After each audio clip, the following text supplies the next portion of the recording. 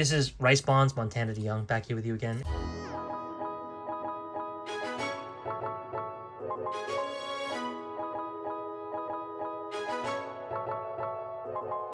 So we are 2 cards through the 4 big card bonanza of just sort of eBay authenticated cards that go through that special process. I don't even know what the cost price limit now is for cards that must go through the authentication process. But you know, it adds time and uncertainty to when you're going to get your card. I am personally not a huge fan. I don't think it really offers too much value.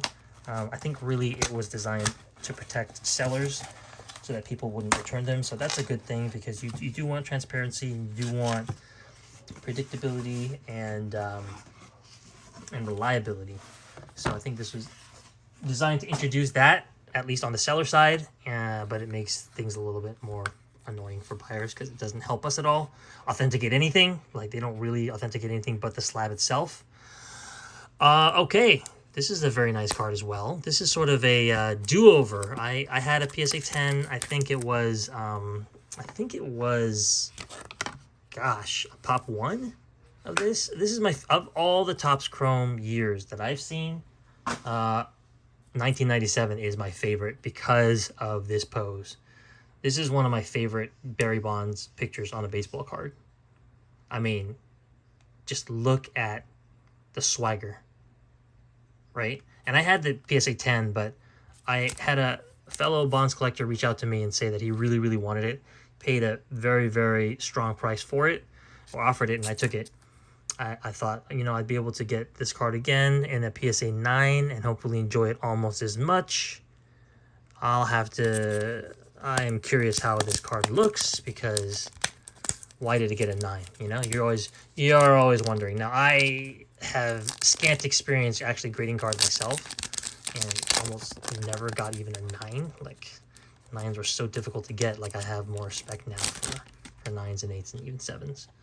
I gotta buff out the little scuffing on the front there, but I'm just gonna take a closer gander at the surface of this card and see why it was given a 7.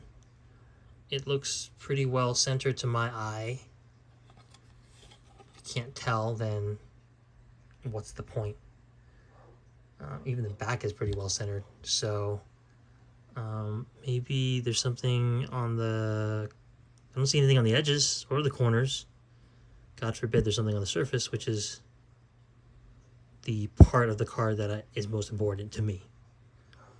Anyway, this card is beautiful. This is a makeup card. You know, I rarely sell Bonds cards. But, you know, I don't know if I can justify the premium of a PSA 10 over a PSA 9, so this is a replacement for the one I lost.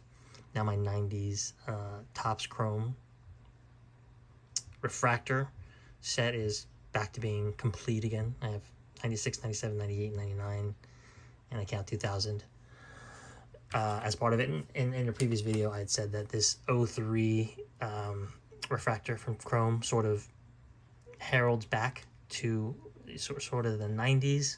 This feels like a 90s card to 90s collectors, even though it's not from the 90s. It owes its lineage to, you know, the run from the late 90s, from the same set. And you can see why people love these cards. They are gorgeous. Beautiful. Okay, last one.